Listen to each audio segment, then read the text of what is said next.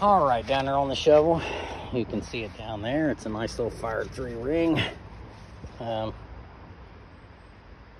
Nice one.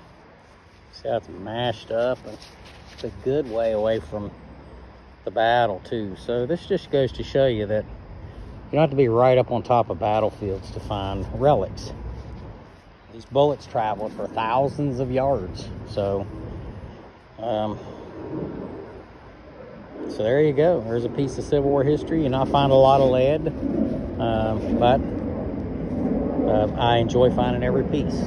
I mean, you get it out of the woods and it's a piece of history. A lot of my bullets go on display in different museums and for different things, and for schools, and for to teach kids about the Civil War and Civil War history. You know how cool you get to go to a Civil War class and you get to take home a piece of Civil War history with you. So that's what happens when you come and you get a class. So it's pretty awesome. It's why we need to be digging these things up. It's why we need to be doing the right thing with them, and that's using them for education purposes, to teach people that, you know, Civil War was bad. It was really bad, and a lot of people died fighting in that war on both sides.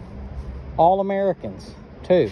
And what a shame. You know, you hear people talking about, oh, they're going to have a Civil War today. Okay, but when you get thousands of bullets flying through the air, I don't care how good of a shot you are or how badass you think you are, I'm going to tell you something. Those bullets, when they'll hit you just as much as they'll hit the people you're shooting at. And I've been shot 3 times, and I'll tell you something, folks, I didn't like any one of them. I've been gunshot 3 times in the war in Iraq.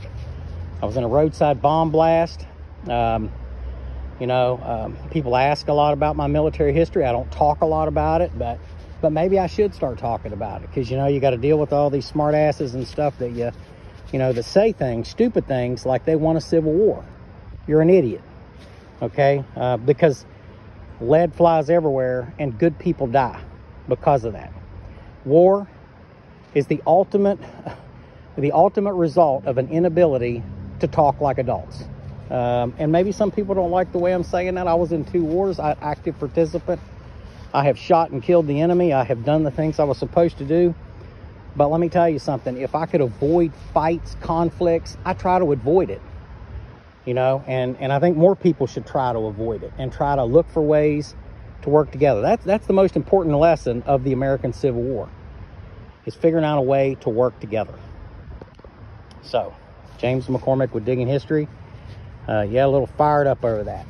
So, find a way to work together, or else you'll find a way to not work together, and that result is bad.